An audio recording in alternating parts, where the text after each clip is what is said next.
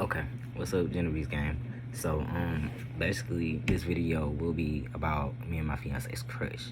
Like, we really don't talk about her. Now, if you friendly, you gonna know. But, nah, okay, let me explain. Friends, family, friendly, yeah, you got it. But, like, yeah, you know, I came out as poly a couple of years ago, and I was trying to find myself, trying to understand myself more when it came to it, because it is not for everybody.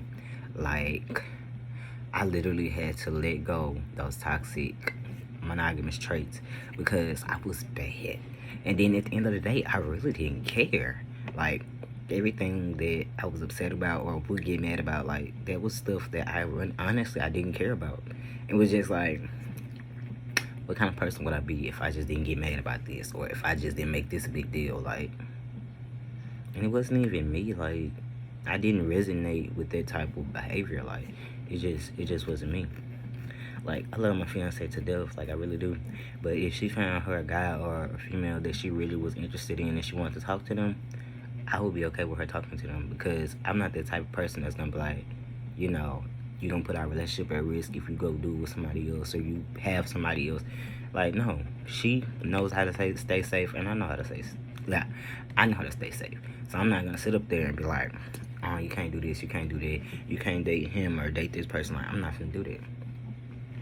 Now, I will intervene if I know it's somebody that does not have good intentions, or somebody that I know for a fact that is not somebody anybody should be talking to.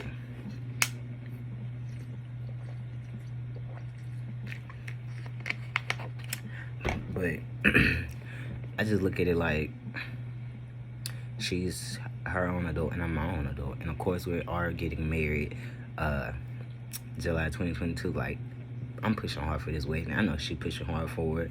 Like, we getting on about, like, this wedding will be an experience that you guys do not want to miss. If you are our friends or our family, if you don't RSVP, I don't know how many times I gotta say this, you don't RSVP when those invitations go out, that's on you. Because we are gonna have a table for people that did not RSVP, and we are gonna allow people to come in after all our RSVPs come in. Now, if there's no more food or nowhere for you to sit in the wedding, I can't help you, because we paid for those certain amount of seats. And I wish, black people start running on black people time, because at the end of the day, this is our money that we're spending here.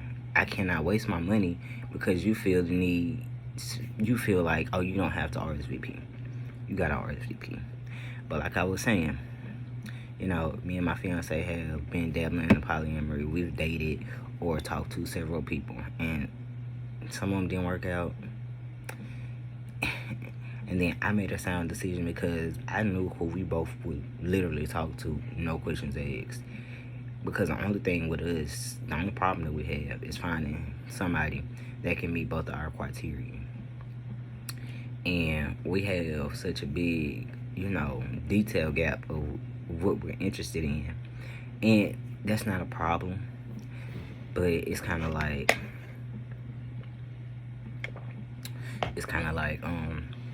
trying to find a good spot, a good little neutral space, or whatever you want to say. But we're trying to find that person that would really fit both of us. Somebody that is literally somebody we could both go to, somebody we could have fun with, somebody that we could spoil and just do stuff with, go out of town with, have fun. And the good thing about the girl that we both like, she both knows us. She both basically saying us naked, but we're not gonna talk about that. It was not on purpose. And we basically seen her naked. And yeah, I stared. So what? But she just a great fit, basically. But the problem is, half the time I don't want to be overbearing. So when I do interact with her out in public or am around her, like, I don't say too much. I just keep everything cordial. I stick to how we normally do stuff, because it's just like, if you're not into those people, you're not finna, do no stuff like that. Like, it's kind of how you take it slow and just let stuff move how it's gonna move. And that's just it. Because for one, I don't want to offend her. I mean, she's not easy to offend. Like, she's really not. Like, she dead serious. Like, she'll talk to you and she'll hear you out on stuff like that. But if she not cool with something, she gonna let you know. She gonna be like, cause she funny as life. But like, me and her, out of the years we known each other, we fell out one time. And I'm not gonna lie, we fell out because I was mad at her. And it's not it's not because of what she thinks it was about. That's what I really made it about.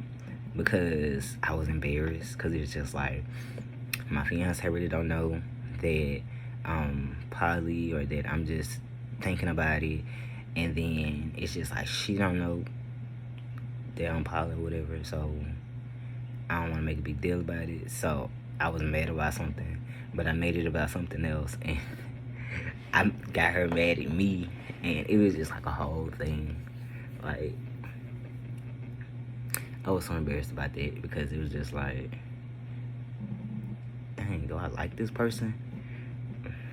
And it was like crazy. But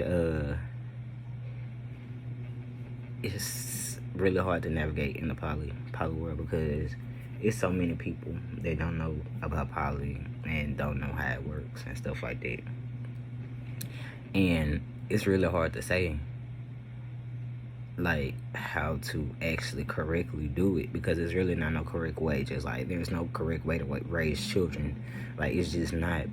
And I know people like, well, how you gonna raise a family? You poly, and you gonna have, more than one female in the household. And that's the thing. That's one thing I like about poly with two women instead of, the two men and one woman. Because at the end of the day, like, these two women, they can get along. They can go shopping. They can go, you send them some money to go get something to eat. They'll go enjoy their day. But you can't send two dudes to go do all that. It's gonna be weird. But some dudes do. They're more like a brotherhood. But like, if my fiance got another boyfriend, like, I don't think I would let him stay in my house, honestly, because I feel like we should have our own houses. Like, I work hard for my stuff, and you don't work hard.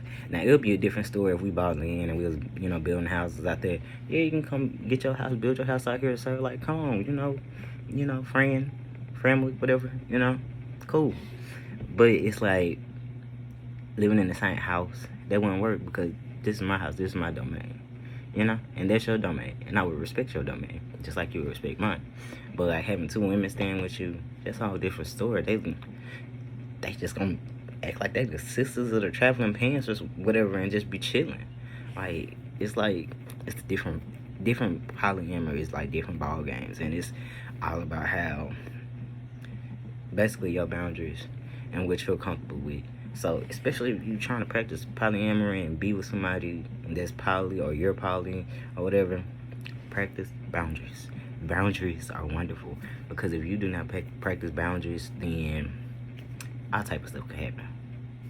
And you don't want to get to the point where stuff is happening that you don't want to happen, just because you're like, oh, I love this person, so I'm gonna just do this. It makes me uncomfortable, but I'm gonna do this.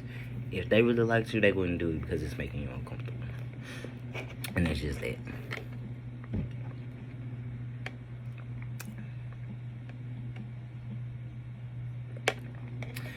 But, like, I keep thinking about different stuff that I could do for her that wouldn't seem so much overboard, as in, recognition of flirting. Like, when I tell you, when I flirt and I do stuff, like, I do like 5 times the scale of big. And some women that I've been with, like, I tell my fiance and the girl before her, I've never bought anybody I've dated gifts. Like, I wouldn't do it. Like, what am I buying you a gift for? Like, that was just me. But like, basically, like, my fiance, like, I will go over and beyond for her. Like, it don't matter what she want, I do it. If she asks for it, I get it done. Like, that's just how it is. And like, I know a lot of women don't come across guys or men that have that mentality, like, I'm gonna do all this for her. I'm gonna make sure she don't have to do it. I'm gonna make sure she don't have to spend her money and stuff like that. Like, that's just the kind of person I am. But it's gonna be a part 2 to this video because I don't want to go over 10 minutes and, you know, have this whole long drawn out thing. And I'll have a part 2 on polyamory and me trying to navigate it because it's different. So yeah, catch me later.